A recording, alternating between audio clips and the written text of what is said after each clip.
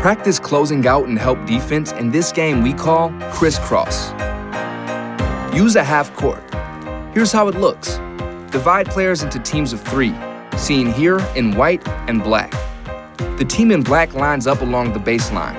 The team in white lines up across from them at the 3-point line. On your call, the player on the far left of the baseline passes to their next teammate and sprints diagonally to guard that player. Their teammate passes to the next player and sprints to guard the center defender, while that player passes to the defender in front of them. They then sprint diagonally to guard the last open defender. The players in white then pass the ball all the way back to the far left before the game is live.